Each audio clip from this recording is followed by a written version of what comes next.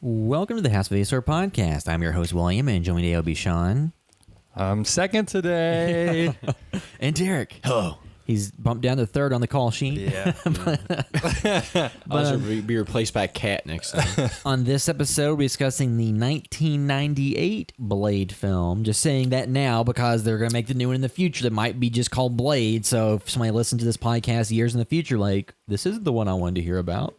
But yes, the 1998 Blade that's with Wesley Snipes, Chris Christopherson, Stephen Dorff. That can't, and who else? Oh my God, Donald Logue. No, is there a porn star in this?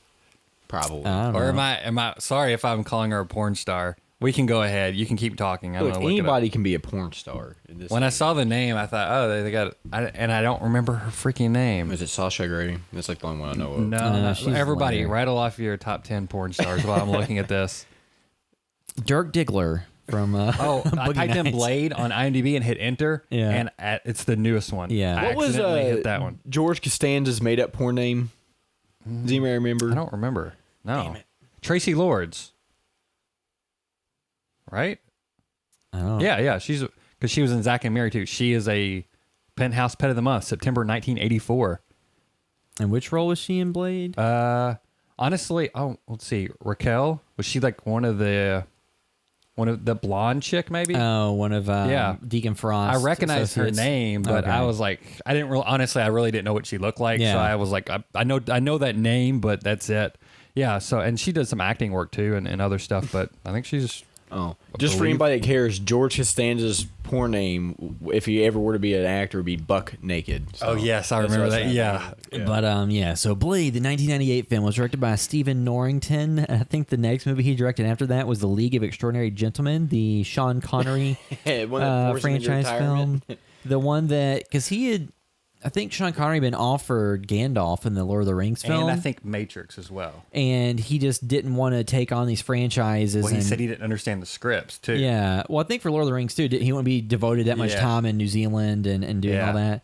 And then after all that, maybe just felt a little bit of regret. So then he did the League of Extraordinary Gentlemen, thinking, oh, this will be my franchise. And I that think can he go said on. he didn't understand that script either, but he was like, I'll go ahead because like, I I'll do understand this. those three. Yeah. This is Extraordinary Gentlemen. But, And then it was so bad, he just like screwed And acting. apparently the director too, like they hated each other, that he didn't direct anything else either. And they said, I think he may have recently said he might direct again, but like as of now, he hasn't directed another film because he had such a terrible experience as well. It's so weird. Like Sean Connery, I guess if he's like, hey, this is the way movies are going or whatever, I'm done. Who knows if it's CGI? You know what I mean? Yeah. Who knows what? But the director, it's like, man, if you love directing, you can go. You don't have to make a a big superhero film. You can go and make like, a $2 million indie film. You know or what I you mean? can, Like, if you're somebody that has worked in the studio system and has some name recognition and box office success, Yeah. you can go direct some episodes of TV shows. A lot of directors do that. It's just interesting that, but maybe he was just like, nah, Hey. maybe that would compound up. Now, some he other was stuff. in the Avengers, so the 1990. Oh, yes. Yeah. Oh, Sean Connery. 1998. All I remember, I never saw it, but I just remember the bubbles that they walked across to walk across the Yeah. lake or whatever. I remember thinking that was very cool, and I saw some of it on TV. But So we'll be discussing 1998's Blade. So, and I think it just had recently its 21st anniversary because it released in 1998, You can buy beer now. and it was a R-rated vampire film that really wasn't marketed as a comic book movie. I feel like this.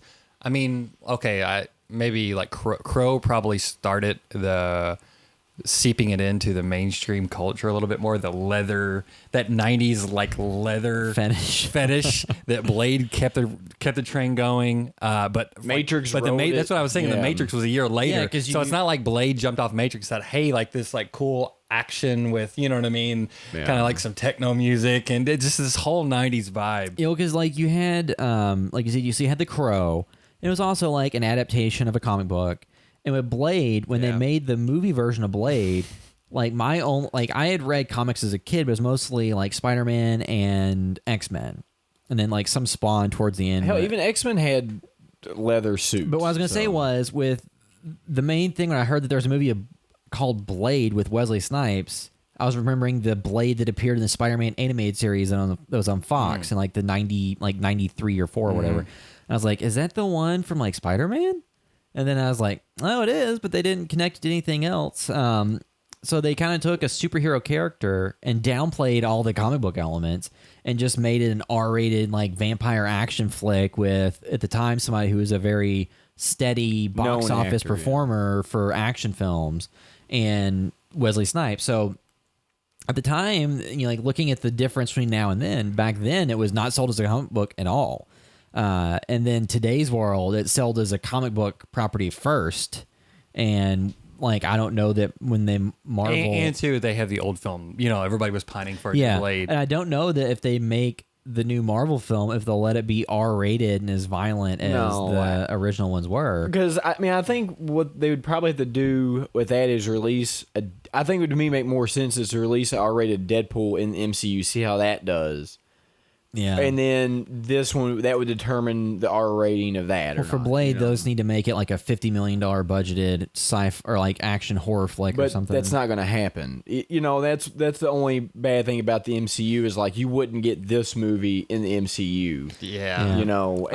Not to say this movie is good for the time. I don't think it's aged necessarily great, but it is a product of the 90s. Yeah. So, but before we get into Blade real quick, so Sean, you had a chance to see Ready or Not, the new film that's getting a lot of discussion around it. Samara Weaving, is that her name? Right? Yes. A lot of people thought she was Margot Robbie because I was at some event the other day, and people were like, oh yeah, that new Margot Robbie movie where she has to kill people on her wedding night. It's like that's not her. She's just a white blonde woman. I think somebody said if Emma Stone and Margot Robbie blended together, it would be her.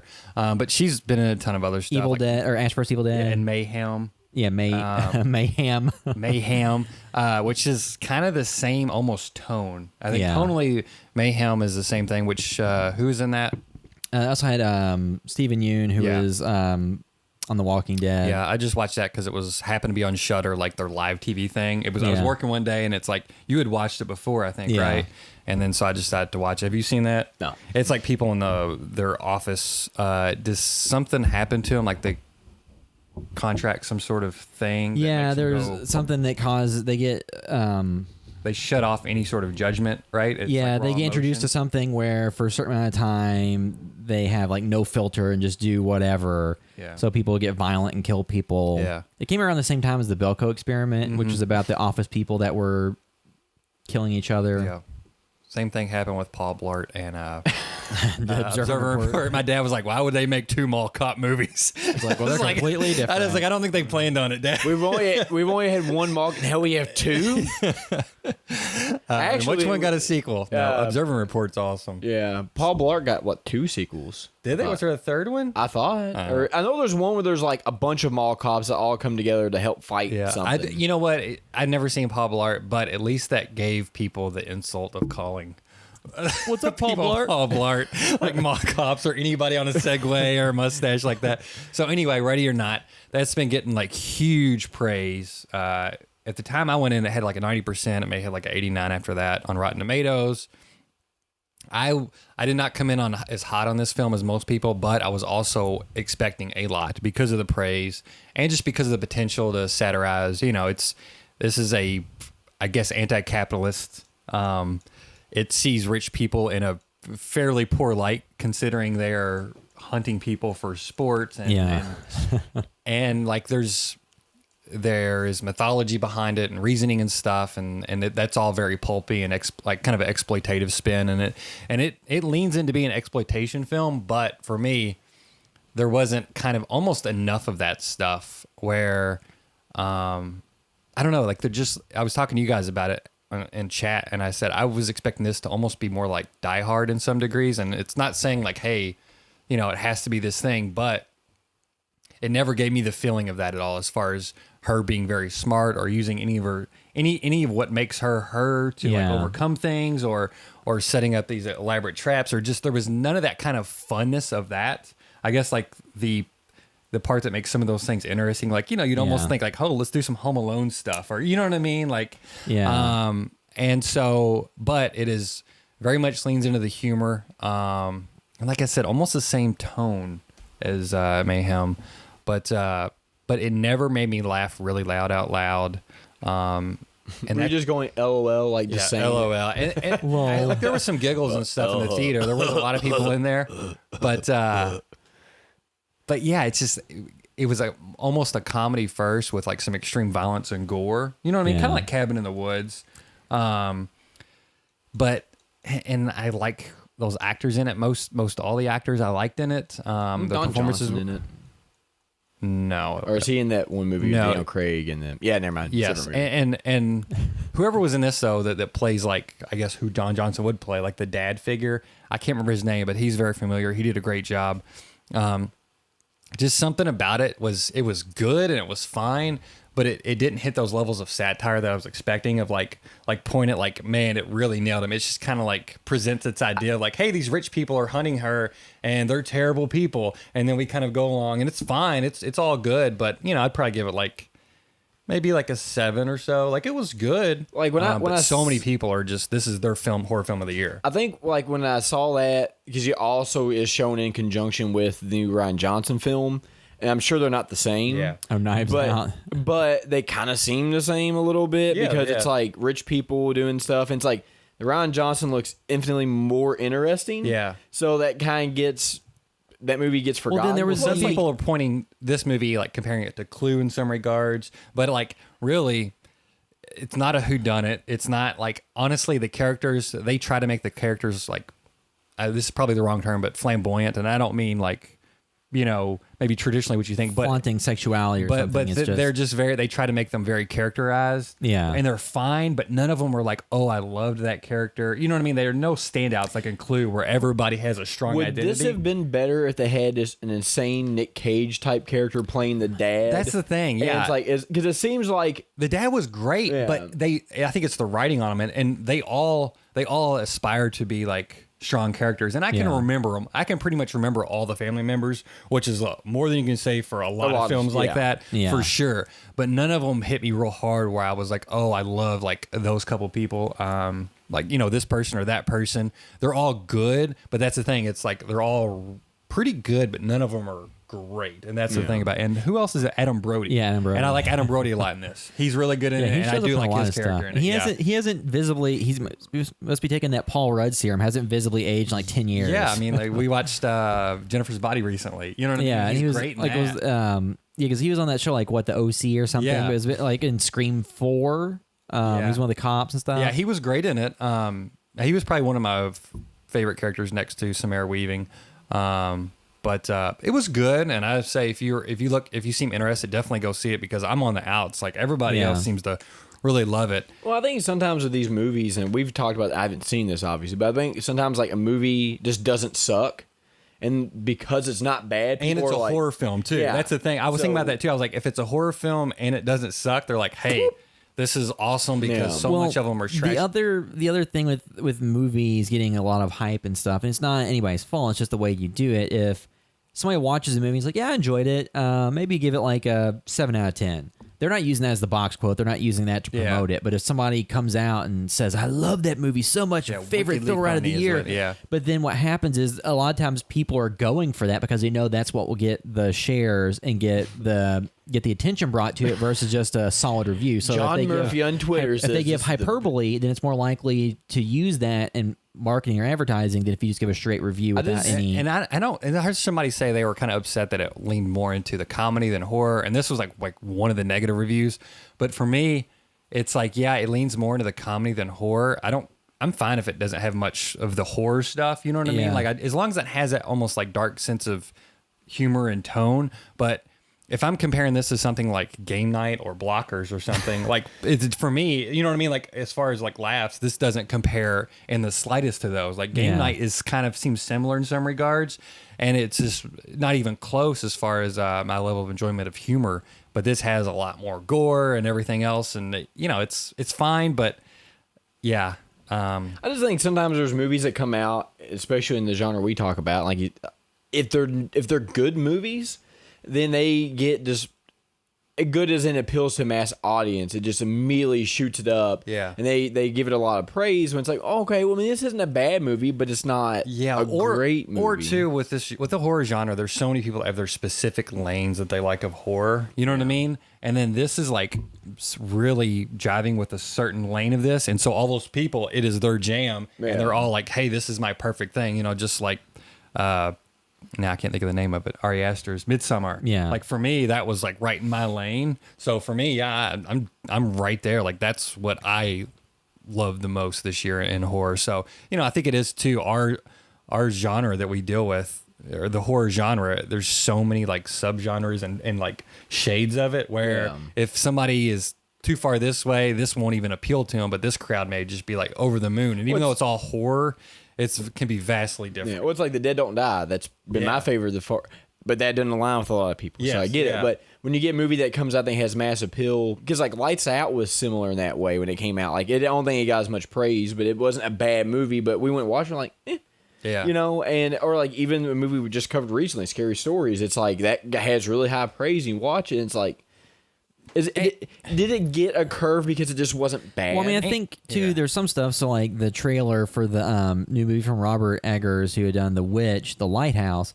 That is very much a specific subset of people's groove, and some people are going to absolutely hate it. One of you all retweeted this or shared it or something or liked it. It showed up on my feed where somebody like, this is essentially just a cutaway gag in Family Guy. And like I went back What was it? It was on. It was one of the scenes from The Lighthouse. It was like the trailer or something. I think it was you, but you'd either retweeted or liked it, and it was like, this is just a cutaway gag for Family Guy. And I went watching. I was like, yeah, like that really feels like something that's like just a joke. Like it looks so serious because it's a joke. the tone of it. So the idea is that a movie like Ready or Not, if it's your groove, you could really, really love it. Yeah, so give it a chance, I think, for sure. Yeah, like I was interested to see it. I just didn't have time this weekend. Yeah, I mean, Too it'd be much going something on. I'll watch when it comes out to rent. I mean, there's some stuff like I feel like I've been to the movies this year more than I've ever been. So there's a lot of stuff that's like I just had to make that when it. Yeah, and I will say it's nice that this is where I saw somebody made this point, but we're getting a lot more flavors of types of horror this year. It seems like even if not all of it's a 10 out of 10, like I've loved Us. You know what I mean? The Perfection was this weird thing. Netflix, that was just a weird thing. Granted, that wasn't in theaters, but we are at least kind of out of this groove of a lot of the supernatural, no disrespect, but Conjuring adjacent type horror films. You know what I mean? Like we're kind of this year. I mean, it's just like it goes from one spectrum to another on what we're getting, and big releases and stuff that's good to great. So like that's because always there's so much awesome. you can do with horror, and I think too, like at some point the market got flooded with the Conjuring stuff, just like it did with first person or found footage. And then, like Paranormal Activity, all that stuff, like you get so much of it just everywhere. Yeah. Because remember Redbox back in the day, it'd be like supernatural activity, weird activity, not normal activity. And it's like, oh my God. Well, I mean, but then again, was it Nun this year? Wasn't Nun like one of the biggest That was ones of the last year. franchise? It was last Did year. anything come out this year in that series? Annabelle Comes Home came out. Did that do really good? I think it did okay, but not like But amazing. didn't The Nun do like really good? Yeah, it made like over $250,000. Yeah, like it's worldwide. just crazy that there's still audiences for that, but I'm just glad that it's. Well, The Nun was probably just also like good marketing and. Well, it was a very sometimes. I mean, again, it was a character. No, The Nun made $365 million. I mean, it made over on a $22 million. Yeah, it made over $250,000. So there's like certain landmarks for horror making over $250,000 worldwide, or $250 million. Sorry, not $250,000, $250 million. So $250 million or more for horror is huge, and not a lot of movies are able to do it. Yeah, because you've had like I think last year Halloween did it, and then like The Nun and some of these other movies. But The Nun made $100 million more than Halloween.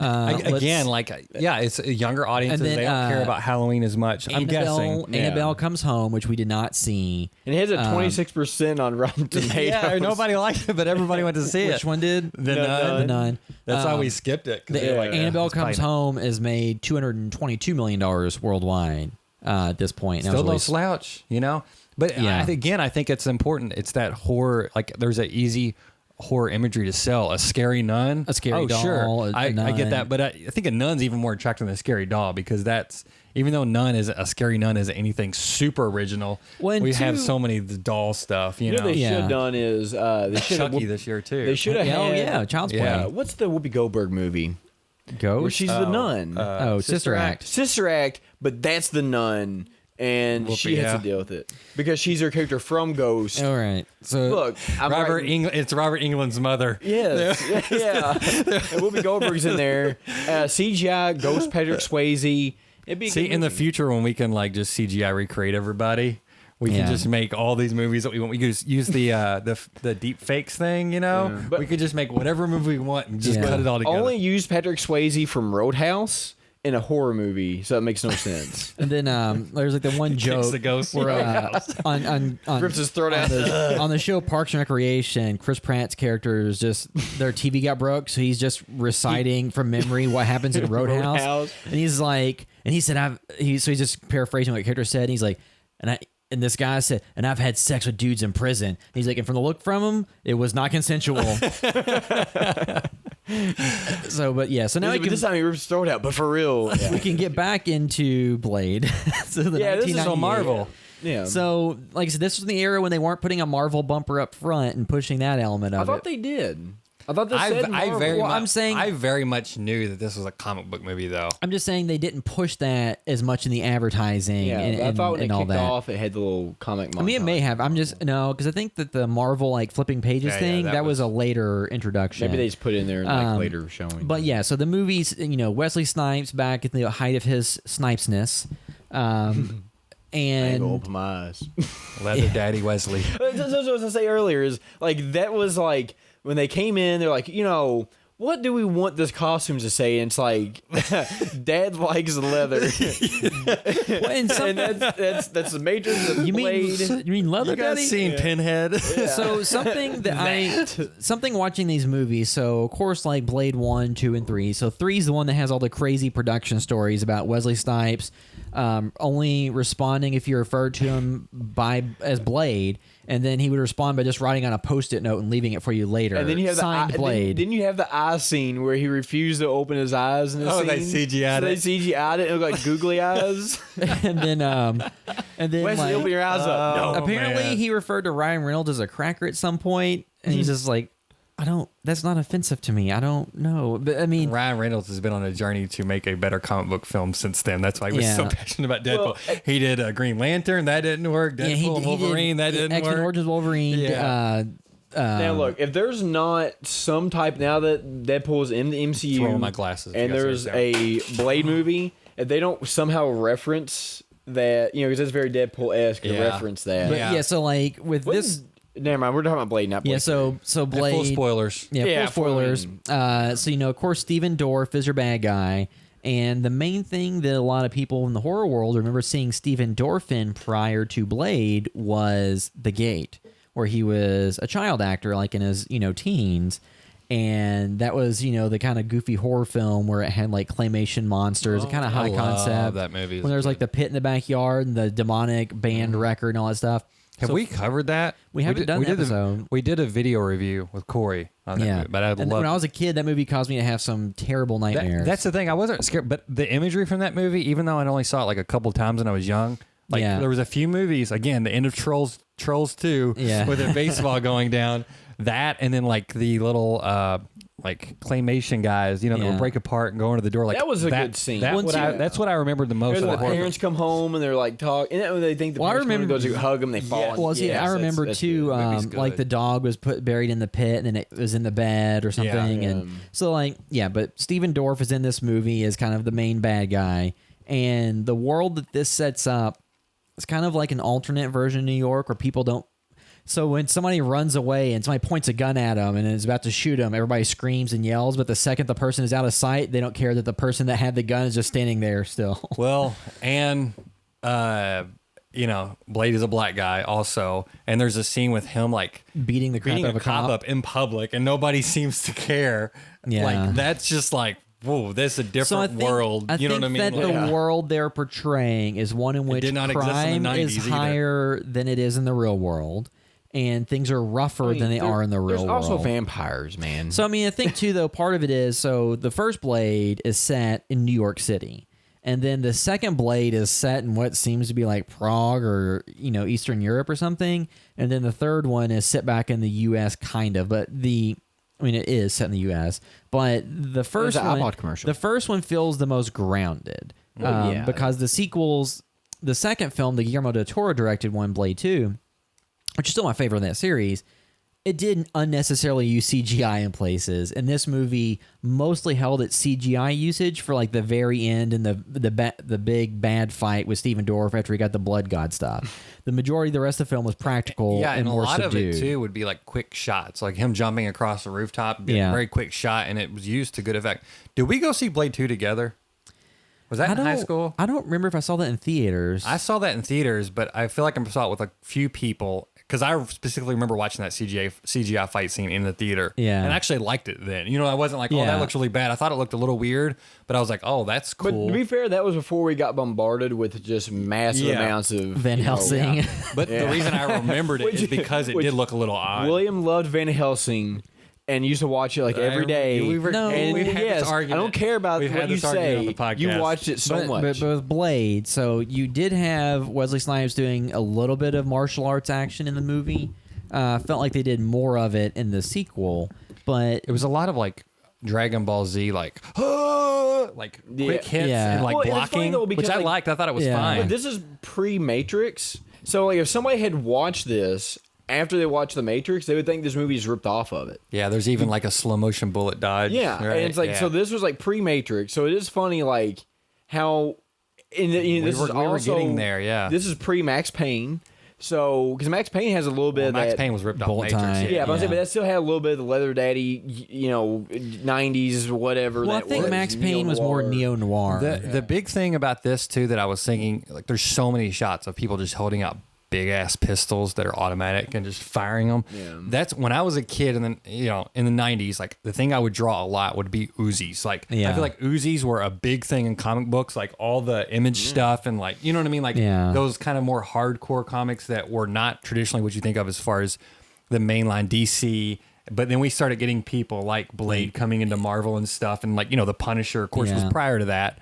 But just having big guns that fired very quickly and just bullets, like there was They just had like a this love lot just, of pockets. and I loved that as a kid, and I still like Well, it. when It's just you- ridiculous, but well, and two, like when I you like it in movies. when you watch. So I think too, like I've heard people mention, like with when you're writing a script, it's very difficult if you put your best sequence in the opening, and then you're constantly trying to catch back up to that, and most of the time it makes the movie feel slighter for doing that. I would say Blade is a movie where the best sequence was probably the club at the beginning. And then they tried to catch, I mean, like things got more grandiose and had more stakes and more actual action going on. But I think that first sequence was still the best part of the movie. That's where they're doing like the big club scene, and then they all get like blood drenched on them, Yeah, right? And but, Blade like- comes- but I mean, it's also which I as a kid that I watched this on video as a kid. I Yeah. didn't go to theaters to see this first one, but as a kid, I remember being blown away by that just because I think that scene. Yeah, it's hard to catch up with that only because it just does so. It sets up the world of like, oh, this like underground world of vampires. Like if you don't know anything about Blade or anything, you don't know if he's just like in Transylvania. You know what I mean? Like he's Yeah. in New York, but it's like there's this whole society.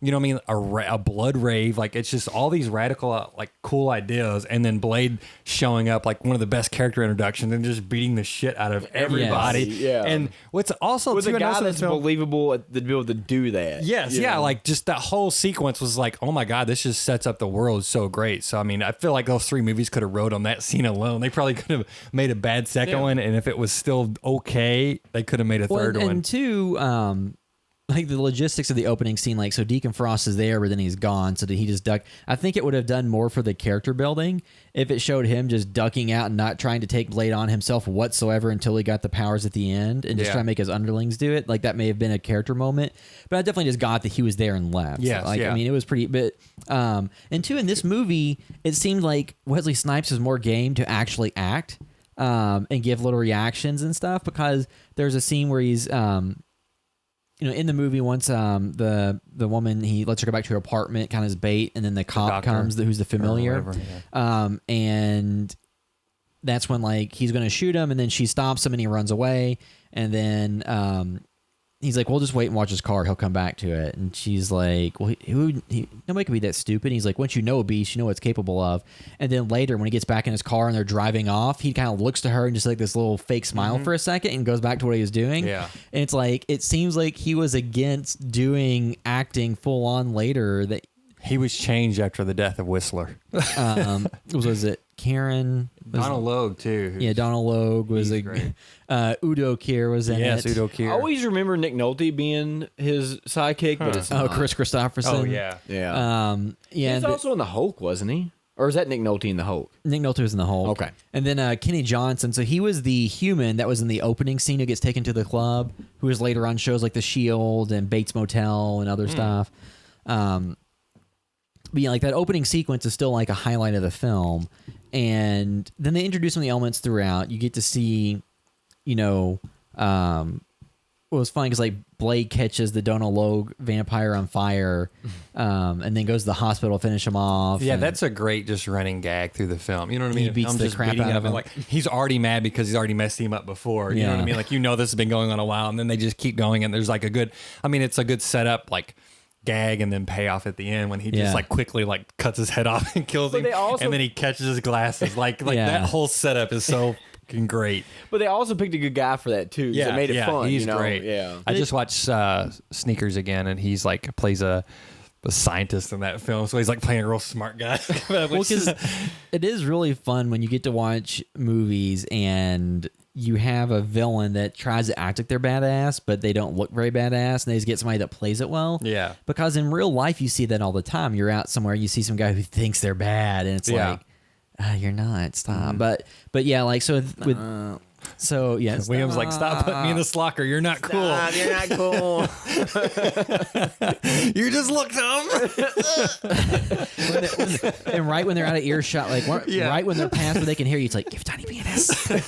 Well, speaking of, I still think my favorite thing that we did was when I think me, you, and Evan went and saw Spider-Man 3, Oh. and we accidentally cut the guys. No, off. so we were there, and it was like, so people we were with decided the line went down one hallway, and I think we've mentioned this story before. I think you have too, because I've heard it. The on line the does a podcast. U. It goes down one wall and down the other wall, and everybody decided they wanted to cut from the end of the line to the other side. And I didn't want to. I was like, well, there's plenty of seats. There's, we're fine. And they all cut. I'm like, well, I'm not going to sit by myself, so I went with them, and then people said stuff. You should have told him, just save me a seat. Yeah. Yeah, well, Line cutters. yeah. But with Blade, so you have like the opening rave sequence, and then throughout, then you have some little action dispersed where Blade goes and beats people up here and there. But there's the sequence. I'm trying to remember what all the action sequences were. I mean, we also have the the kind of their tech person, the vampire world tech person, like the big blob. Yeah. You know what I mean? Which I thought that's where the film like kind of goes like way into the supernatural. I just love that. Felt like very much like, okay, we're going full comic book Well, now. You know what I mean? Which I loved. It seemed like something out of Spawn. Because we were talking about this pre-podcast, in the world of superhero films, since we've been around, because y'all were born before me, but we had Batman, the 1989 Tim Burton. Then you had Batman Returns, right? Yeah. No, you also Yeah. And then And prior to all those, you had the Superman. films. yeah, that was That way was before. I'm just successful. talking about Yeah. us, just our lifetime. So you have the Batman movies, and then you had Batman Forever and Batman and Robin, and then outside of that, like those were so poorly received. Batman and that- Robin. Batman and Robin. Well, even Batman Forever. I mean, those weren't. It was a big great. hit.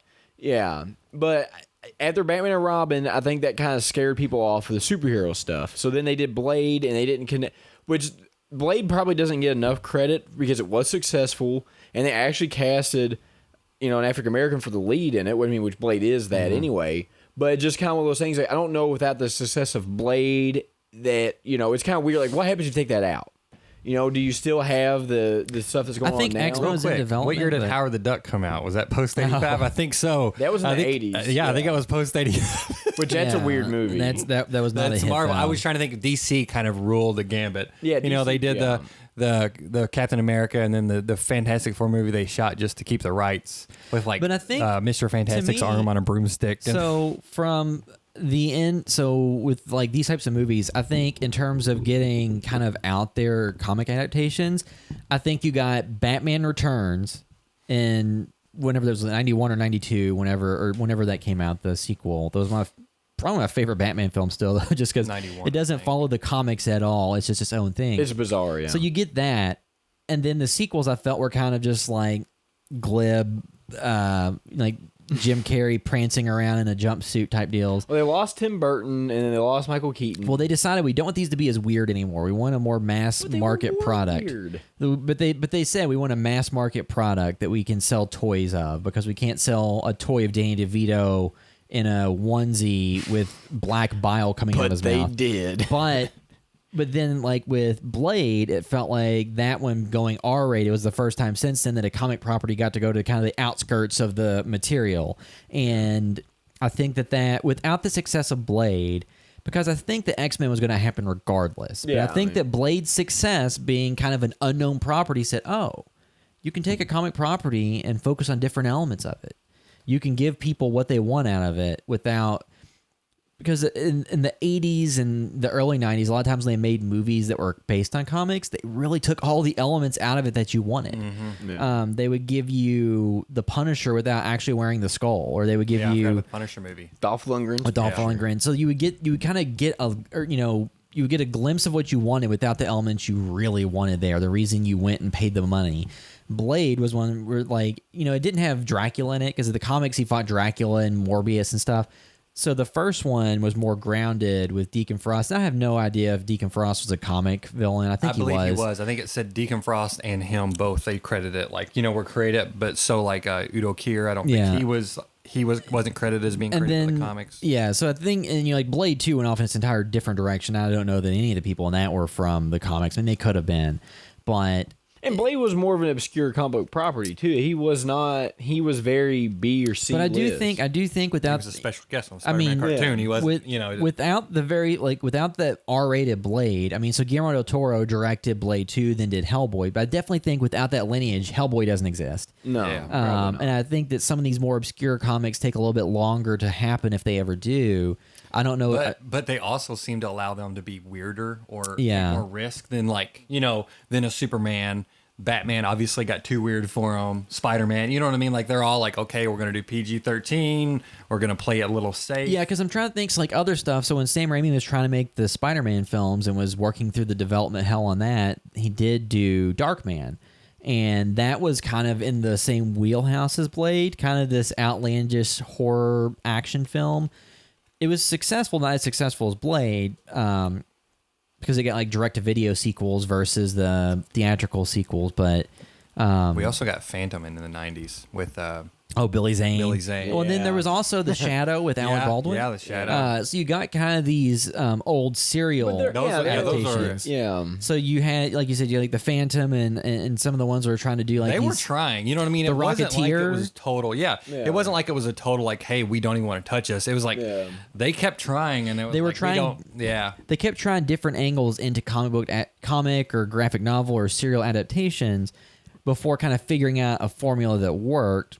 And with Blade, so Blade 1, it was grounded enough. If the comic had never existed, you wouldn't think, oh, this was a comic book. It was just kind of a, sci-fi action film from that era. Blade 2 was even a little bit more cartoony with some of the stuff going on. And then we don't talk about Blade Trinity, but the films, I think, the action in the film, like I said, the opening sequence had a big action set piece. The set piece that took place in the area where the big blob vampire was, Yeah. where they It fight. reminds me of Double Dragon. Was it Bolo or remember there was a big I know what blob you're in talking- Double yeah. Dragon? But when they fight, so when there's the entire sequence there where the vampires get to jump on Blade, and like Donald Logue's character stabs him with his stakes, and punches him and stuff, but he gets loose, and then they kill a bunch of them because Chris Christopherson shows up. I'm expecting company. Yeah, That also And he just waits a moment. Then he comes in. that also reminds me too of when they remade The Hills Have Eyes. They have a blob type characters in a Yeah. wheelchair. Well, and two, talking about like comics, Mojo, the character from X-Men, that's a big blob character that's got like mechanical spider legs, but he's like very animated and upbeat. But it was funny because different points when I was watching this, Julie walked through. She's like, "What are you watching?" Because at the beginning it was like the rave music, and then there was the high pitched voice blob. It's like, "Hey, Blade, yeah. Blade." So it was You Paul said, I'm Bear. watching a 9 out of 10 film. What are you doing? So Sit down and watch Well, it.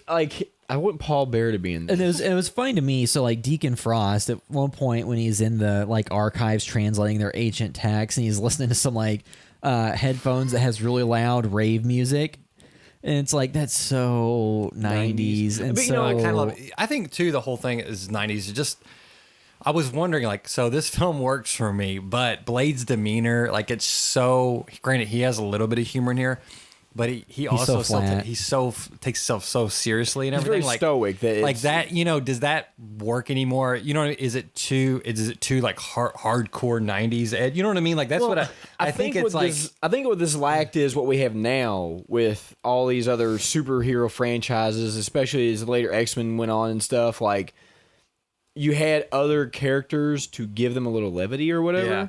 And Blade didn't really have that because all the Blade centric like characters were also the same. But I think Chris Christopherson, I like their dynamic, but there's just something about it where when you try to go this hard, like The Matrix and like this, and I haven't seen The Crow. Which I was about to know- say the Karate Kid. I'm like, But what? you know, you go this hard and you take that risk of like, look, we're gonna try to be cool as hell. It's like either succeed or you fail. But it's like I'm just saying more of the modern stuff, Marvel maybe. It's like nobody tries to be that really like serious, like we're gonna try to be as badass as possible because you can be laughed at easily. Well, I see, think you And can like the Batman, maybe Batman versus Superman try to do that sometimes, Yeah. and that's why people hate Martha, it. But I was why'd you like- say that name? I was fine. I was like, whatever, cool, go for it. Like I like that. Like it almost felt dated, almost. You know what I yeah. mean? Like But too, that's though, why I like- like that movie. It almost felt dated in some way. Oh, yeah. but also very modern. Like I like the way it was shot and everything. But like with at that point in time too, I think in cinema where you're at with characters though, like your big action heroes didn't make fun of themselves that much. Yeah. you know, They like weren't that, I don't think that was something deprecating. that like really. that's why the- everybody was afraid of Batman, Well, Michael Keaton. They were yeah. like, "What? You know what I mean? He has Yeah. to. Because, He like- has to be." This is gonna sound weird, but the first like self-deprecating hero that I remember when I was young was Brendan Fraser in The Mummy.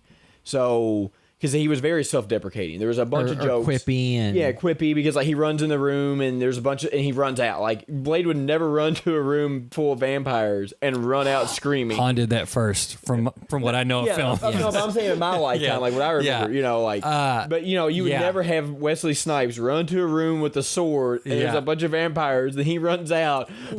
So I getting want. chased That's out what of I'm wondering. The vampires. tone of this new one, like, what do they do? Because everybody wants Blade to come back. They wanted him back because they wanted it But to I- be that cool. so I- but are they I don't going to know. do that? You know what I'm Marshall saying? Ali's a pretty cool guy, so I feel like he is, but he's going to do. Well, so here's the thing. So the Netflix series The Punisher played it very straight. It played it very serious, and it really de-emphasized all the comic book connections. The Walking Dead that died.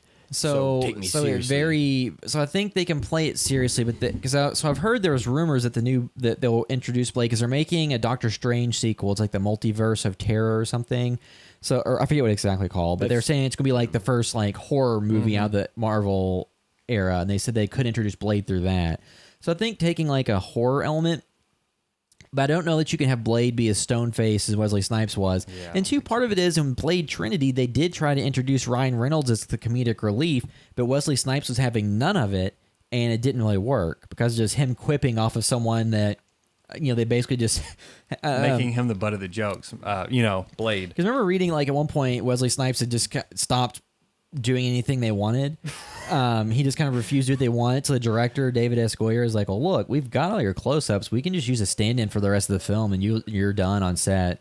And then he showed up on set a little bit more. But I'd be interested to know, like, how willing he was to even be open to the idea of being self-deprecating and, you know, quippy, because in Blade 1 and 2, there are moments where he has like little smirks and little jokes. And Blade 2, he actually had more dialogue, it seems like, where Yeah. he made... You think Blade 3 I could like have the way he been- played the first. It's been a long time since I've seen the other Because the ones. second one, he was a little bit more jokey. Yeah, I mean, I like the way he played Blade, but it felt very much of that '90s era of like Yeah. we're going to be very serious, just because we hadn't had anything serious and cool before. You know, like the '80s, like things are cool, but it is Schwarzenegger. You know what I mean? He's Bruce being quippy. Willis Like was the only one we've that was never kind been of- like like it was like okay, we're going to do something new, and has edge to it, and it is super cool. And it's the coolest thing you've ever seen. Like that's what those films were, and then we kind of got past that, and now I don't think we can go back all the way to that because we've already kind of deflated that. So I think you can have him being a strong, straight-faced character, but there needs to be some humor in the world. Did you guys somewhere. watch the Blade animated series or live action TV show? No. That was the one that was on FX, right? Or And then TNT had the animated one, I think. Or no, one of- so TNT had the live action Blade series that I did not watch. Yeah, I was just wondering. I heard good things about it. It's just it wasn't on the streaming services, and I think it was when I didn't have cable anymore. So yeah, I mean, like we'll be interested to maybe check that out. But if they're doing these reboots, So I mean, that's why I'm bringing up the reboot, only because it's like watching this film. It's just very much of its time, you know, and I enjoy it because I'm from that time, you know what I mean? But I wonder if somebody watching there's no way Wesley Snipes could ever reprise that role and then have a scene like they had in Infinity War where Chris Pratt and other Chris guy are sitting there going back and forth, like, you know, because he could never, like, I don't think he could take that. Or if he just thought everybody was stupid, you know what I mean? Like that, that's what I'm wondering how that would play, because that's what we're dealing with. he's like, he's like, some mother efforts like to ice skate uphill or something. So I think I wish they bring him in the new Avengers and he's just dropping F-bombs left and right, and they just don't. It's PG-13, but he's still dropping F-bombs. and it's just him doing that. Wesley, like it's like him, Tom Holland, him doing his little like quarter smile like to people as he punches them and stuff. Or like it's the Marvel heroes like Spider-Man like webs someone up and he's like, oh, I caught the bad guy. And he just comes to the sword and just chops their head off. He's like, and now they won't. That's what everybody wants. So, but I think so something else too, real quick, I noticed about this was there's so much blood in this film. There's the rave scene. Granted, he's cutting people up. Sometimes they disintegrate, but if you notice, there's blood everywhere. Usually, there's hardly no blood on him. He never gets splashed with blood. Nothing. No, he's at the rave, and even his shoes are clean. Yes, the only blood. When I started thinking about this, it was towards the end of the film. He had like one cut here towards the end of the film with his own blood. But you would think there would be some scenes of him like covered in blood. Or just Evil like, Dead even look cool. almost, Even like, look cool, yeah.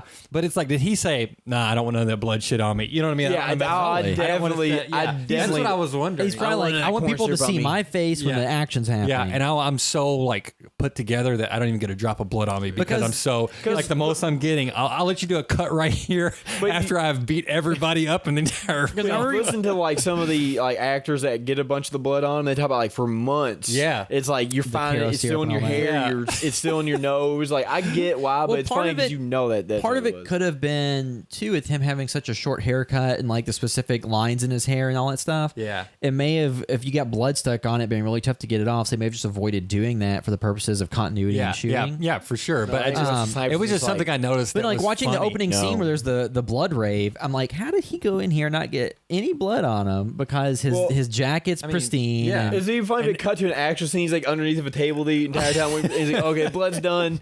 He gets too, people were just covered in it from head to toe, and there's not like a little splash here. You know what I mean? Which I love because it just makes it. I don't know. It's just over the top. So the movie has some very 90s specific flourishes. So in the opening scene at the rave, it does some of that kind of quick cuts on the same character, like jump cuts of them doing stuff that felt very like 90s music video. When Blade and Karen are in the car chasing after the cop after he goes back to his car later in the day, it just speeds the video up. Yeah. And it's very kind of like late 90s, music video aesthetic. Also Ghostbuster-esque, because I remember that from the Ghostbusters. Now you sped everything up, make them look and so there's like those elements, the music. There was the added element of Deacon Frost and his group would just put on a bunch of sunblock and wear head to toe coverage and go out in the sun. Which I don't know how consistent it is with later stuff in the series, but it was a good scene though. Yeah, because they're in the Porsche and they pull out Udo Kier's fangs and let them burn in the morning light. And there is kind of like this little discussion about class warfare of vampires who are natural born versus turned. Yeah, I was thinking about that too, but I'm like, is it really saying much about it? Like there's this. No, it's just a throwaway. Really say like as much as like say even that first X-Men film. It's really just a reason for Deacon Frost to be insecure and to be angry with the vampire establishment. Of we want to be out in the open, we want to have parties, we want to control the planet, and it doesn't matter if you were born pure blood or turned. We're the blah blah blah. Yeah. So you have that race element. superiority. So something else, another element this has that not a lot of Marvel films deal with that like say the X-Men films do deal with this a little bit, or quite a bit, but I mean like the MCU stuff is that Blade very specifically, he has to deal with his affliction. it's worried about like using the serum or whatever he uses. It's very much the superhero whose powers are a blessing and a curse. Yeah. You know what I mean? Which is like kind of Spider-Man's kind of like that.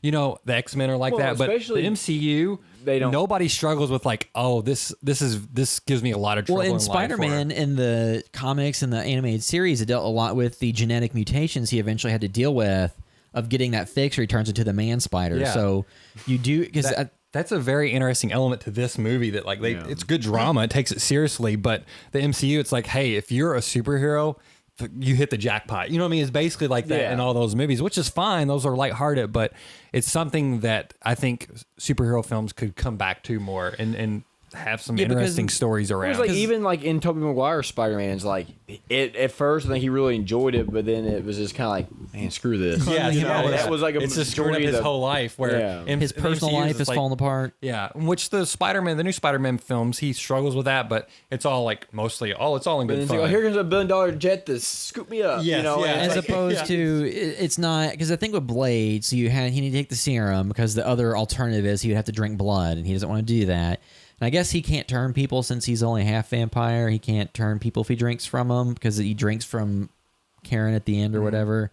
But yeah, the movies, what's funny is most of the Blade movies follow a similar blueprint of Whistler dies or goes away and he has to go on without him. Yeah, so I kind of forgot he died because I thought that he was in the second one. So what happened? So in this one, so when the vampires show up, they bite Whistler and leave him there. And then Blade leaves him with the gun that he supposedly shoots himself with. But when he shot himself, he didn't actually die. And some vampires found him and put him in a vat of like blood. So it kept him alive and healed him without him fully turning yet. Mm-hmm. And Blade tracks him down and finds him. Which, I was thinking about, everybody was wanting Wesley Snipes back. And I think this film, again, it does so many things so well. Like, I love the Whistler character. He dies at a great point of the film. It is like, the darkest moment. Yeah, the darkest moment. Like, that's like the worst thing that happened to Blade at that moment, pretty much, is like his father figure, his father figure and his like lifeline to this serum and stuff. Like, he dies, and it's like, oh, that's a bold move that, if this would have been a modern comic book film, they'd be like, we can't kill him then. We got to use him for like 2 or 3 more films. But then you know what I mean? Blade 2 kind of retcons it. Yeah, I forgot. I was like, oh, but I think so much of this film, I think at least, is on the right track through so much of the movie. I mean, it is a good movie. Again, it is dated because it's 98, but it is fun to go back and watch this and then see how many characters die. Yeah, because at least in this film. Because what's funny is this is where I think when you go watch Venom specifically, feels more like a movie from this era than it does the modern era of movies. And that's I think is why Venom was kind of fun, because it's like, man, this almost kind of feels like it's like, screw the rules of what we're doing now. Let's just go back to a weird time period of of movies where you kind of just did what you wanted. Yeah. And I think in some respects that's refreshing.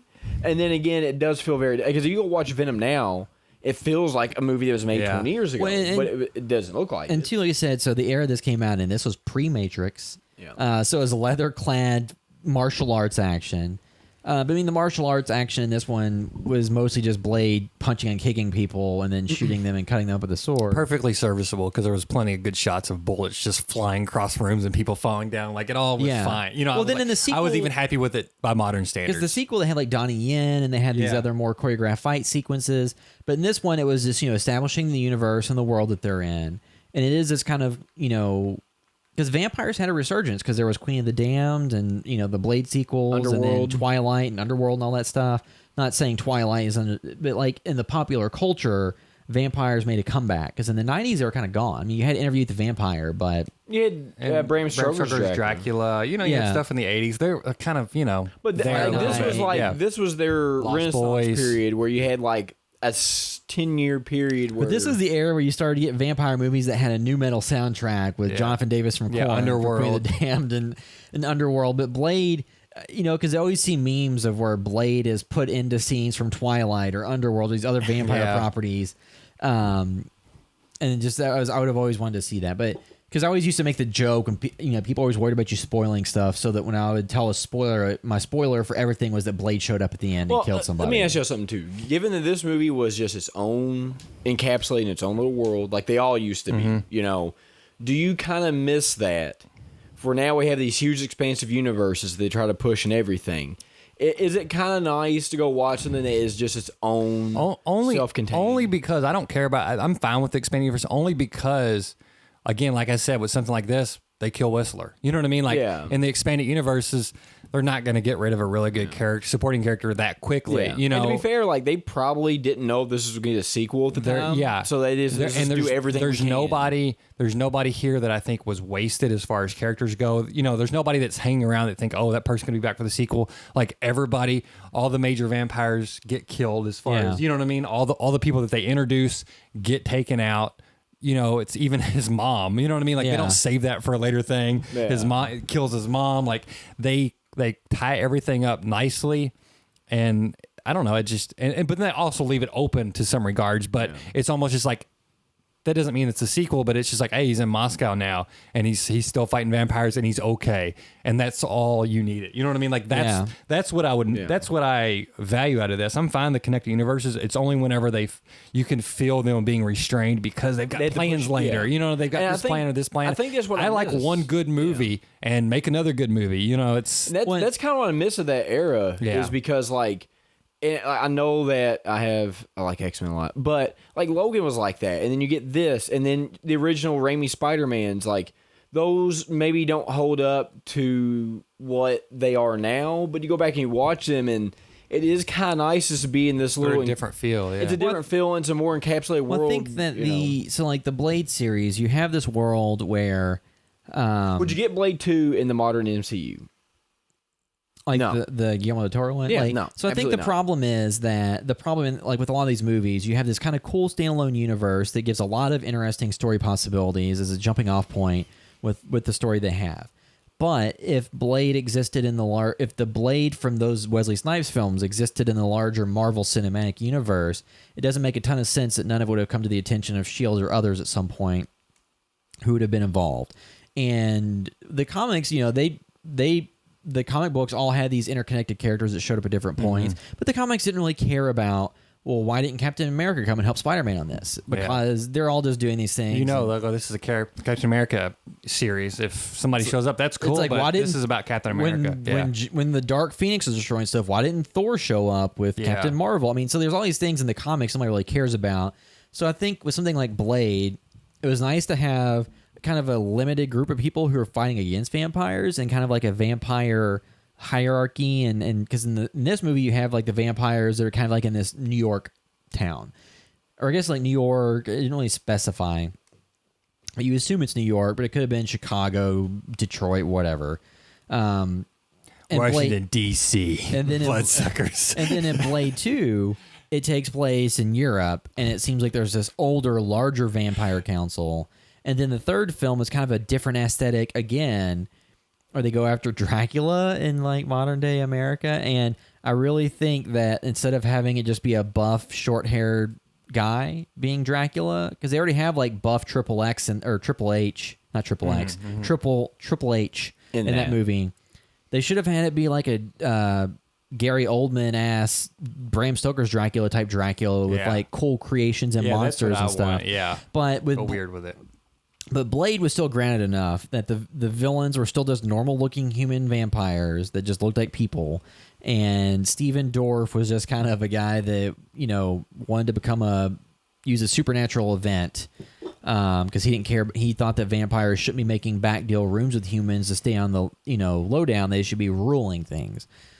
When you can't actually go out during the majority of the day and not burst into flames, I don't know how you control the planet, but you know, like the Daywalker myth and all that stuff, you know, it was fun. And it's a movie where the world it's set up, I really liked where they went with the second film.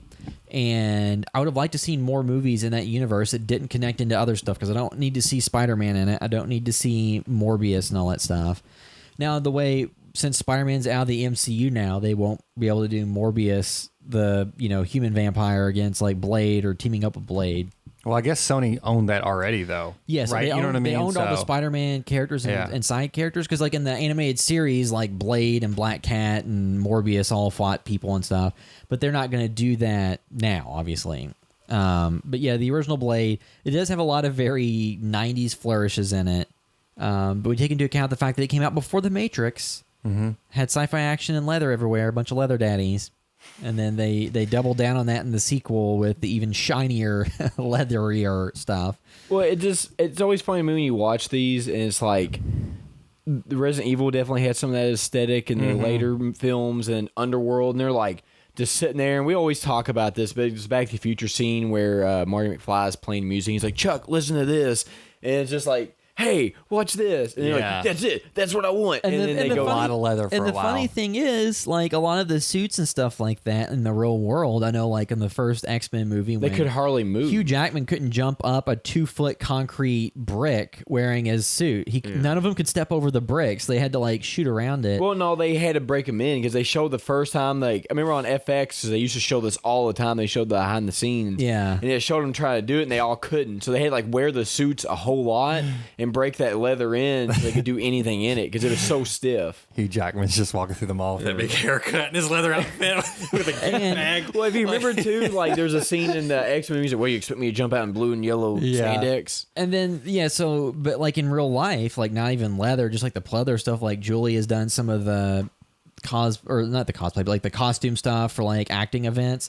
And some of that you can barely move in, and it takes 30 minutes to use the restroom. And the terrifying stuff about people who dress like Spider-Man is like now they make the face plates that make the mask smooth. Oh, yeah. But every now and then you get the people that go the old school way, and you just see their nose and mouth, and it's like, it's terrifying. It's like, why do they keep licking the mask? This is gross. Well, a couple years ago, we were at a car show, and there was sad Spider-Man. There was sad Spider-Man because the little kid their dad was trying to get him to take a picture, and he's like, "That's sad Spider-Man."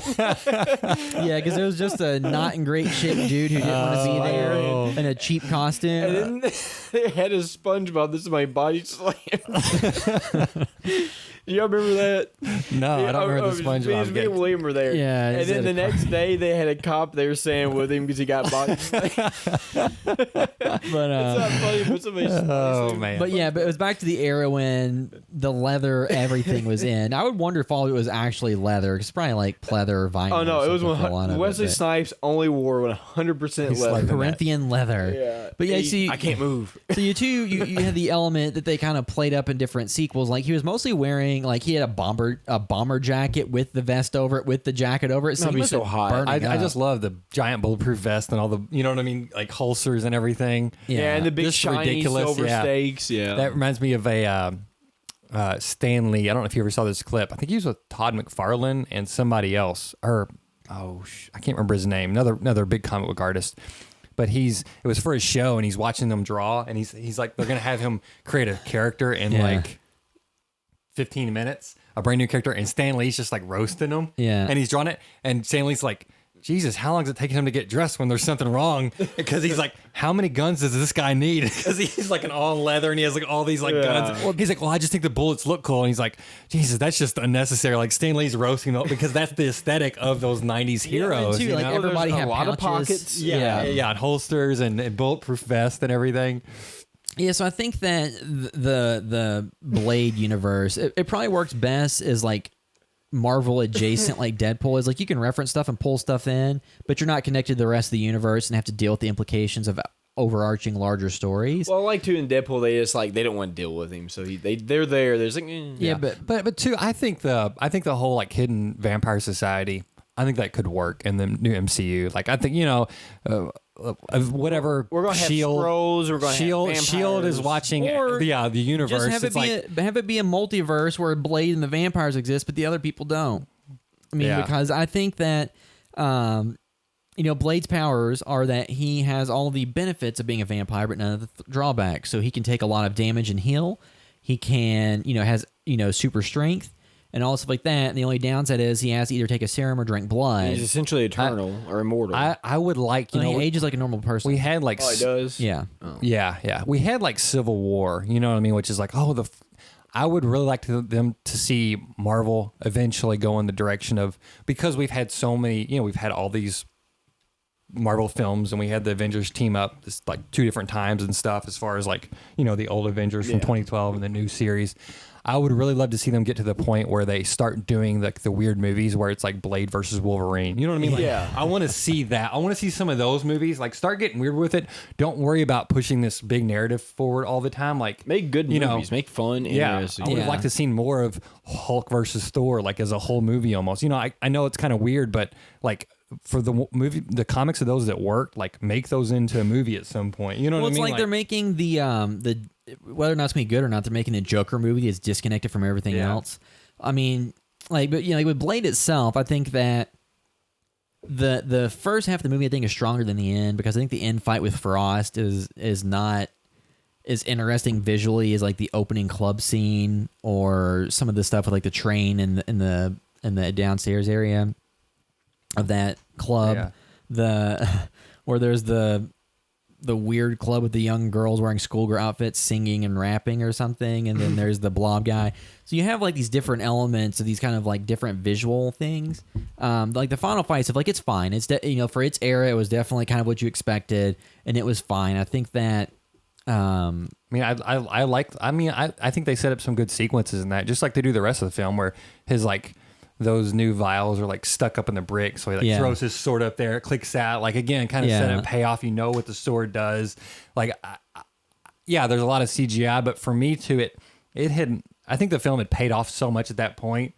You were like looking forward to seeing how it was going to end, only because it had built up so much goodwill, and it was good enough. Well, too, you know what I mean? Like you never get to see Blade fight Deacon Frost before he had the blood god powers. Yeah. So you weren't like, it'd been nice to have seen him just slap him around some. So then when he's super powered at the end, because he really can't do much to him, he's kind of only able to succeed because of the equipment he has. You know, just punching him and stuff, he wasn't getting anything done. So I think that would have been like something cool to kind of show.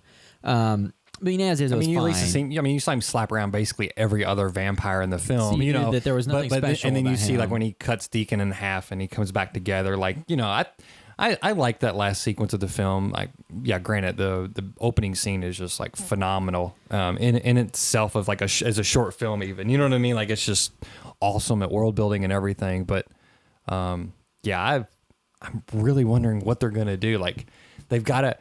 If they're making that new Blade film, they basically got to say, "Hey, we've got to top those other 2 Blade films." Like, how are they going to do that? You know what I mean? Sequences. I'm not saying I don't think they can, but what approach are they going to take? I mean, they can top Blade Trinity. But you have the weirdness of the Guillermo del Toro film, which in itself is very much his movie. Like, it feels like his movie. It's got the aesthetic, and that's where I see the MCU, and that's where I think it gets hurt, because you're not going to get this, or you're not going to get a filmmaker like him to. Apparently, they had asked Jordan Peele to direct Blade, and he said he's not no, going to, because he was doing his own original films. Well, not and just things that, he's but working on. Why get a director that has such vision, and you can feel when it's his movie, and you get this and that, and they're coming and say, "All right, Jordan, you don't direct any of the action. Take all the racial aspects out of the character." And make him happy. Like, why would you do that? That's you're not going to get. That's why Edgar Wright pulled out of Ant-Man. Yeah, Blade versus KKK. They're all they're all vampires. Like, would you like to see a Marvel film called Blade versus KKK? That would be. Yes, like, I would. But I was saying, like, that might be a bit heavy. That's the one problem I got with the MCU going forward, is like, you're not going to get a lot of these like really visionary great directors, because like James Gunn, you can still feel the parts that are his, but when it comes to the action, it's just CGI Schlockfest 3000 like every single Marvel movie. I think Blade needs some of that. Blade needs to be rated R. Yes. There needs to be gore. And there needs to be hand-to-hand combat. This needs to be like the best martial arts in any of the and any of the Marvel films. And you also have like they have the Asian character, the one they're coming out with, that's going to be tied in some of this too. I can't think of his name. That one also needs to have some good. Yeah, I can't think of what it's called. I don't know. Because there's so it's not the Eternals. But they just released so much stuff. They got Moon Knight coming out and She-Hulk and all this, and it's like, I forgot what that is. But it's like the Fire Fist or something like that. I can't remember. But those 2 movies specifically need to have very good martial arts. Yeah, I'm trying to remember which. Is there so many of those movies? Yeah, I think there's a lot now. Yeah. Off topic, but I saw that Vampirella versus Reanimator yesterday. Awesome. Was that at That's a great escape. Okay. Yeah, since Derek just watched Reanimator, so that comic looked pretty cool. See, I'm looking up to see the which only one. thing that hypens my excitement a little bit for Blade is Shang-Chi and the Legend of the Ten Rings. Yes. And like that movie and Blade need to be, I think, really good. Yeah. Because like in the MCU, the only movie I can think of that actually has good like hand-to-hand fight scenes is Winter Soldier. And outside of that, it's usually all just CGI, and there's really no, there's not like a fight scene. Like, man, you gotta watch that. I mean, I like some of the sequences, but as far as like, more grounded fighting. Not that Blade's super grounded, but it's not, Hawk flying through the air and Spider-Man swinging around like a Civil War, which I like that a lot, but it's a different thing. Well, just like in the Spider-Man movies, has he thrown a punch in the course of two films? No, he's not thrown. So I think with Blade, you really do need to bring a new level of action to it, and take a page out of the John Wick book. And I think that those guys might be a good person to direct to do a bunch of combat versus doing CGI fest, because Deadpool 2 actually has some really good fight scenes. So I think like getting bringing the John Wick aesthetic to a vampire hunter who is part vampire stuff. Be awesome. Yeah. That's awesome, and I would like to see cool. that would be something I would want to see. I don't, because even these original films, even though they ramped up the martial arts stuff in the second film, in the first film he still did a lot of cool fighting and did a lot of punching and beat that one cop. He just smacked him around a bunch and like bloodied his nose. And he's like, show me where the door is. He's like, it's in the freezer. And he looks at him and just beats him up more. And he's like, I told you it's in the freezer. So he opens. Show me where the door is. So he opens the door and he's like, oh. Well, let's just all have Batman movies with Ben Affleck where he changes his voice to the modulator. Just like, rewatching this movie just makes me sad that you had this movie, the sequel, and then what they made for the third one. But that always happens. That's fine. That's fine. You got two good ones. I don't, it is And what you it is. think that, I know Wesley Snipes gets a bunch of crap, or people roast him a little bit because the way he was in the third, but maybe it's just the third movie was so bad and he knew it, he's just like, screw it. Yeah. Well, I think too. I mean, so I think he probably saw like, okay. He had clashes with the director because David S. Goyer had written the first film and been involved in writing a bunch of superhero films, but he had never directed them until Blade Trinity. So I think he had clashes over that. He wanted a more experienced director. I think that he had clashes. He said that they're bringing in some side characters that might get their own spinoffs, that he didn't want to take away the spotlight from him. And then he saw that they had a character in like super quippy in scenes with him that he didn't like. Well, honestly, part of it, I don't know. Maybe I put words in it, but this was like a big thing for like a black superhero. You know what I mean? Like, had there been a black, even though we had all those films, had there been a black superhero like that before? That wasn't an exploitative movie. Then it's like, okay, are they trying to make it even more mainstream, quote unquote? Because let's pull in, white Ryan Reynolds and Jessica Biel, like the two most very marketable people at the time. Because there was the one movie that had one of the weigh-ins, I think, where it was like Meteor Man or Blank Man. Oh, Meteor Man was another with, I can't think of his name. He directed it.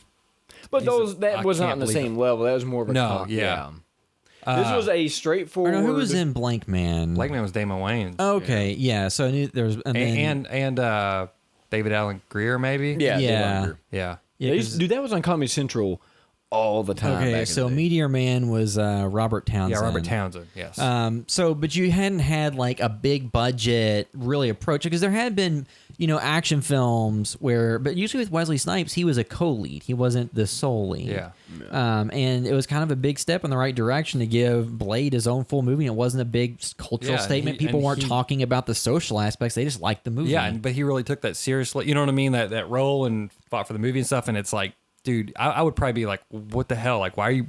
We don't need these two white sidekicks. Yeah. I would totally, if that was his perspective, which you probably never heard anything about that, because how people would react. Because they were characters that were in the comics.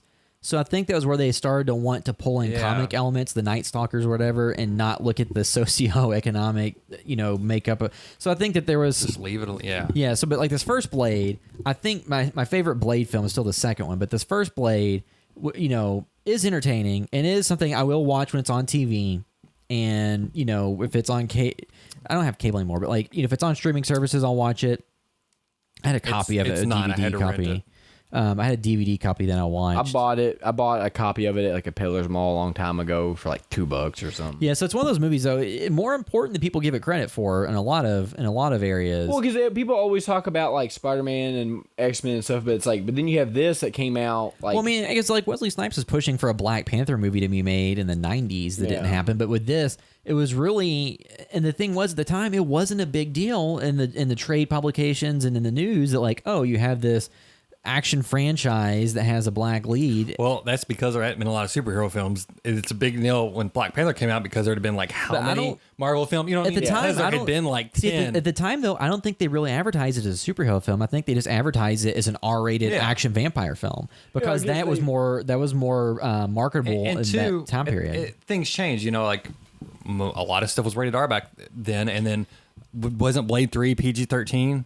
Yeah, you know what I mean. Like I think it was PG-13. I'm pretty sure. Tickets. I watched it in theaters. I watched that in theaters too. I think the early 2000s. That's when strategies start to change. Like, hey, let's go PG-13 with this. it was still R. Was it? Yeah. Oh, I know. I watched it in theaters. No, because there was a bunch of cussing and stuff. I have not seen it since I saw it in theaters once, and I was like, okay. Maybe cool. I saw it with you or something. Because Ryan Reynolds made jokes about like balls and penises and Ryan You Reynolds can do that. and You farts. can do that in a G movie, but probably. using all the language. Because Parker Posey was in it. Well, actually, speaking of that, Dana Carvey, who was the church lady, like he used to talk about a bunch of stuff. So they gave him a list of words they banned. So he couldn't say penis So or he balls. made up all the. But then they came out like, that's even worse. Yeah. Because he's talking about your bulbous and gorge sexual parts. Like, you can't say that. So Your like they gorge made bulbous. Yeah, so like the stuff that he made up to, use to say that was actually they like, no, you can't do that either. But yeah, so like, Blade, I think, was a landmark movie that doesn't get enough credit. Because it did a lot for horror, too. It showed you can do a high-concept horror thing, and it's not a big deal. People enjoy it, and they'll make money, and that's fine. So I think, in a lot of ways, it's a more important movie than people give it credit for. It just gets kind of lost in the shuffle of... Because you had The Matrix that came out the year later, and like Dark City, and all these things that came out. Well, I feel like there was still a lot of Blade talk around that era. It's but just now, It's though. just if we're talking about superhero films, there's been like, 35 superhero films since then. Yeah. You know what I mean? Or how many ever? Like, there's been a lot. Comic based, because there's a lot of graphic novels and stuff that got adapted into films. I think I'm talking about like mainstream, Well, even just Marvel. You take into account all the X-Men films, all the Spider-Man films they've done, and then the MCU. Like, it's just, the reason I'm going to talk about because it's the back of the list. Like, even like when Black Panther came out, that was a big deal because there's like the first, big movie African-American leads in it. But then people forgot about Blade. And it's like, but now granted, that was almost 20 years Again, I think they're previous. talking about like, hey, look, MCU, they've had time to do this. Yeah. And that's probably why they were like, a little, which I get it, rubbed raw because it's like, No, they should how be. many, like... How long has Scarlett Johansson been in there before she got, her own? And then you look at that, and it's like there's a bunch of cool characters that can... It felt like it was a situation of, Disney not wanting to take a risk. Like, hey, we don't want to... We got to maximize our profits. You know what I mean? And this is not going to sell. So you felt like it was that and not just like, hey, let's... Well, and two, so you look at Blade, Blade 2 worldwide made $155 million off a $54 million budget. That's a different story than a $200 million budgeted Black Panther making $1.3 billion worldwide. Yeah, but that's a different time period too, because that's because you can't So even the thing compare is, those box everything office makes numbers. $1 billion. Like a difference too was China back then. A difference too was It did not exist. It did not exist in movies. But the difference too is if you look at Blade, like in the first film, you had Karen. I mean, they did have some racial diversity in some of the supporting characters throughout the movies, but the first movie, bad ass Steven Dorff, and you have a lot of other things. So it wasn't really about any type of social issue. No, but they weren't. That was a different time period too. They weren't going to tackle that. And then the special effects got better later on and stuff like that. But the effects for him killing vampires are still pretty good. So what do we give it? What do you give it at 10? So in terms of like a nostalgia, No, just No, what do you give it? Yeah, what do you give it? No nostalgia. Don't you care just about watched any of the it. opinion. What do you- William Capps is sitting here. Nobody's going to read it. You're writing Blade. Here's my score. I would say like 7. Like the ending sags a little bit. I'd give it higher than I don't know. Like Blade 2 to me is like a 10. Blade 1, I don't know. It's like an 8. I mean, like I think yeah, that's right. It's an 8. Like I like it. It's something that I could recommend to a bunch of people. This should be a movie. Honestly, it should be on AMC Fear Fest. It would be fun. It's just as horror as a lot of stuff they show. Horror as a lot of stuff they show, and it's got Wesley Snipes in it. And I think this is a movie that I would like to see push more into the horror community. I think it'd be fun. It's fun.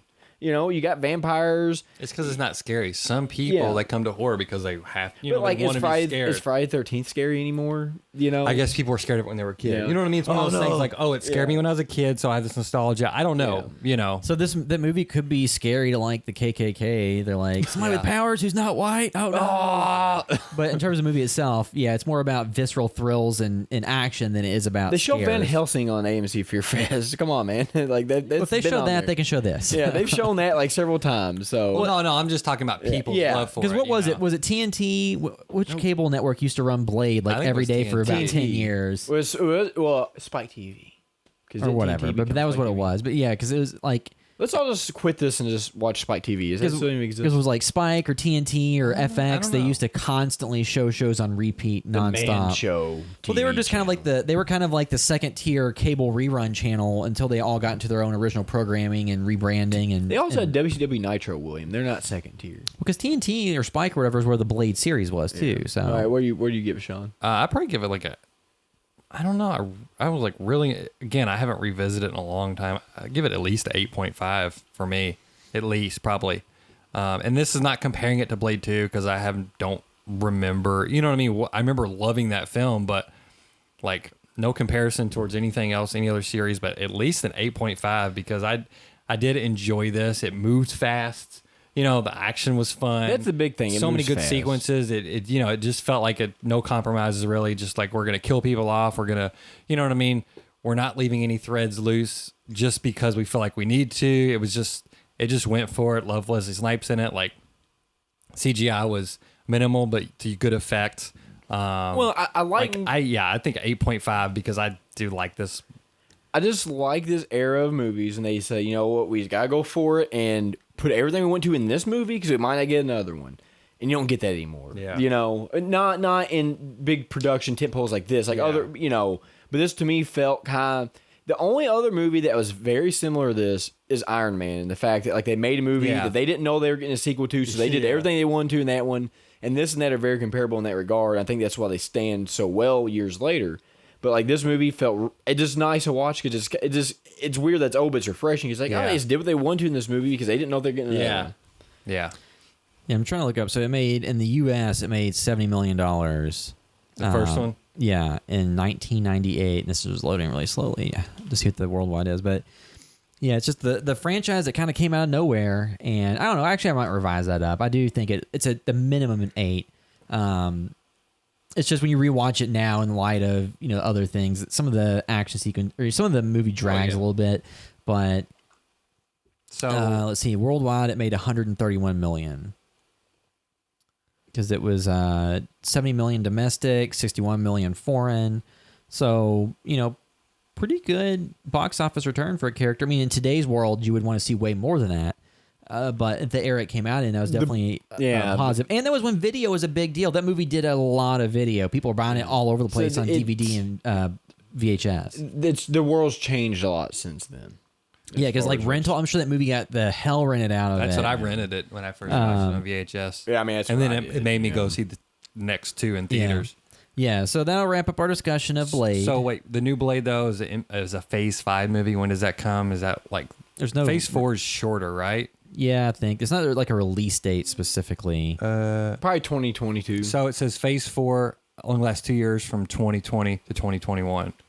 So 2022 is the start of that. People are thinking that Blade might be introduced in the Doctor Strange 2, maybe because it's supposed to be like the horror version. But yeah, so that'll wrap up our discussion of Blade. And I think I did a video once on Blade 2. You did. It's if you go to the House of History YouTube channel, there's a Blade 2 video I did. But yeah, so that'll wrap up our discussion of Blade. If you like what we're doing on the podcast, you can leave us a review on iTunes and find all the stuff we're doing at housevideostore.com. You can also, too, this is coming out this week, so Days of the Dead, we will be there the Saturday at least. What's the date of that? Is that August 31st? Let me pull my calendar I'm up. probably going Friday also. Yeah, August And 30th. may go Sunday. I don't know. August 31st will be there. I'm not sure if I'll we were supposed to do a live podcast. I don't know if that's officially happening or not. I mean, we can still do something there. We'll podcast We can gorillas. walk around and just talk into microphones. Well, and so release it. we'll do a gorilla style if Yeah. we have to. I mean, we can just put wireless mics, plug them into the recorder, and just walk around with the camera. And it's And like, here's talk. our podcast. And then make some like one of the guests there doesn't know they're on the podcast. Like see the episode with their name, and they're like, I didn't know you were recording that. Special guest star. You're going to get a call from my... We got Carmen Who's Electra. going to be there? Who's going to be there? This is Days of the Dead Louisville. Yeah, Let's look real I'm quick sure here. Sid Haig and Bill Moseley will be there because they go to all their events. It's a big Phantasm reunion. Oh yeah, so there'll be Don Coscarelli. Is Don Coscarelli going to be there? Yeah. Oh, because I remember cool. you shared that picture. I forgot that he was going. You know, I've seen a lot of the other crew before. Elvira's going to be there. She 'cause was she's there, every yeah. year. Yeah. Carmen Electra, Sid Haig. Oh, come on, slow loading. Oh, Clint Howard. Yeah, Carmen Electra is going to be there. Yeah, Bill Moseley, the kid from Pet Cemetery. The kid that played Gage. Amelia Yeah, Kincaid, New Nightmare. Michael Bean. C.J. Graham. Oh, Michael Bean's gonna be there. That'd be awesome. Jennifer Blank. Let's go interview Michael Bean. Yeah. Jim Winburn, Heather Donahue from Blair Witch Project. Judith Radley, a couple people from Living Dead. Yeah, Night Living Dead. And then Miso Yush. I don't know how to say that. Is Godzilla gonna be there? I think Yeah. Godzilla will be there. Oh. So yeah, and there's a bunch of like indie. What is it called? So they're gonna Indie have House some. of They're Horrors? gonna have some indie filmmaker panels and discussions and screenings and such. Because I know on Friday they're gonna have one about how to make an independent horror film. There's like an independent filmmakers panel on Saturday. So there's a lot of stuff going on if you're in the And area. a lot of film screening too. Yeah, we will not be screening anything there this year. But Nope. Not yet. we'll just show you on our phone. We'll sit you. Take my phone. It's like watch our short films. Yeah. But yeah, so we'll be at Days of the Dead. Yeah, and all the stuff we do at houseofastore.com. Follow us on all the social media accounts on Instagram and Facebook, Twitter, YouTube, all that good stuff. And if you want to find us specifically on there, you can find me on Instagram at the William Caps. I'm at Blevin Sean on Twitter. You find me at Caps Derek. And that'll wrap up this episode of the House of Store podcast. Thanks for listening.